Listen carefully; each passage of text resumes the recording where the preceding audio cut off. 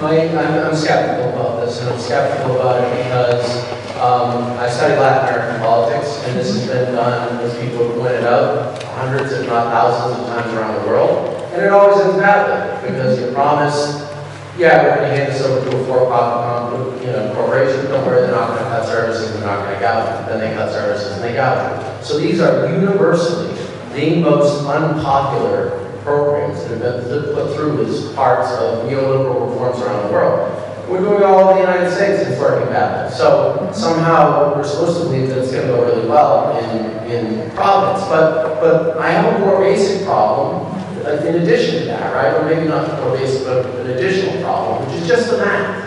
So we're going to get $400 million, and we're going to give that to the pension fund, and that's going to kind of fix things. Because presumably they're going to take that $400 million and they're going to put it in some kind of a good investment, right? That's going to get a good return. So theoretically, there's nothing saying that we could give that $400 to the pension fund. The pension manager could say, hey, I see a company that's performing well over here. They could give that $400 million back to the company, right, that just bought our water supply. We could be buying our own water supply, and somehow enough money is going to come out of that to fund the pension hole through the water supply, so we don't have to charge it through the taxes, right? So, theoretically at least, right, I could end up paying through my water bill the taxes that you don't want me to pay on my tax bill. So at that point, it stops looking like prudent financial management, and it starts looking like cowardly politics.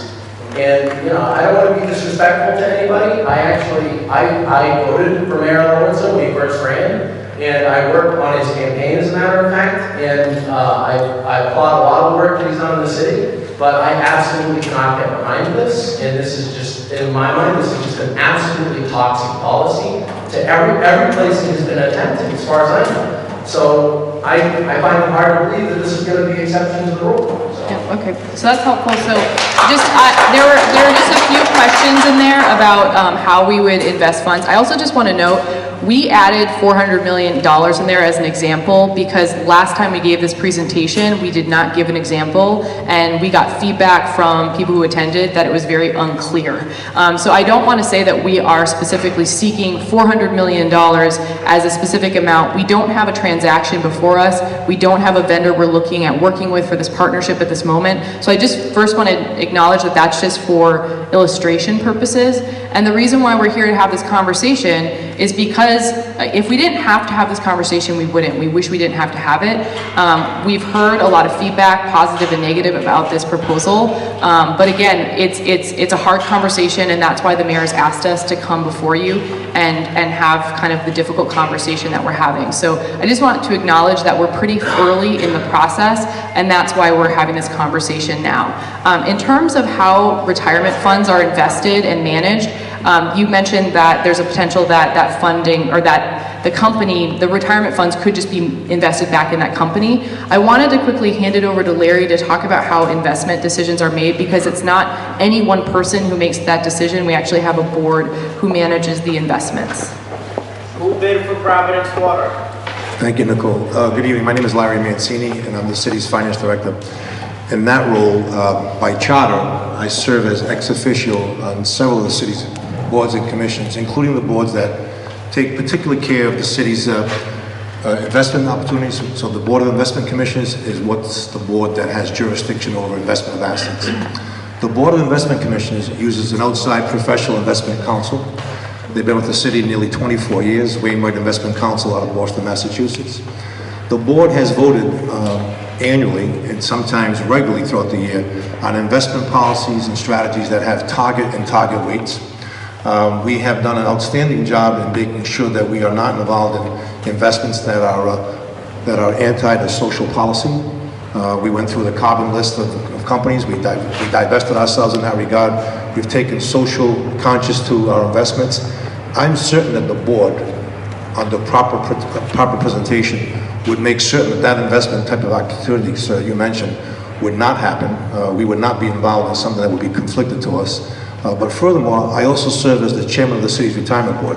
The retirement board does not have control over those Board of Investment assets. And yes, I also serve on the city's water supply board. All of these activities would have to come before the water supply board, including the young lady from Situate mentioned about easements and what have you, if you will. All of that would have to be properly voted by the city's water supply board, and is certainly been held in high esteem. The water supply board manages the city's water policy, and so as far as that investment, that would be controlled by the city's Board of Investment Commissioners. It would not be done as an independent decision by an administrator.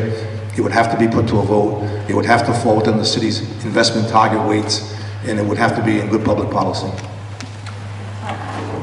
So the first part of your statement, I appreciate your skepticism, and there clearly is a lot of skepticism about the companies and about this whole type of transaction. And the city is doing a lot of research looking at how these partnerships have worked and how they haven't worked across the country and in other parts of the world. And as Nicole mentioned earlier, we are not trying to do this precisely the way it has been done anywhere else. We are looking at how it's been done and learning from what has worked and what hasn't worked. And corporations, when unregulated, will maximize profits. We are not trying to set up a situation where we are forced to hand over our water supply to a corporation without the oversight and without the proper commitments to things like water quality waiver, land protection, rate stabilization. So there is no model. We can't point to, they did it this way in this place and it worked perfectly. But we are looking, and I would love to dive into, share some of the research we have done, learn from some of the research in the community, and really dig into how we're approaching this. So where are those plans? Why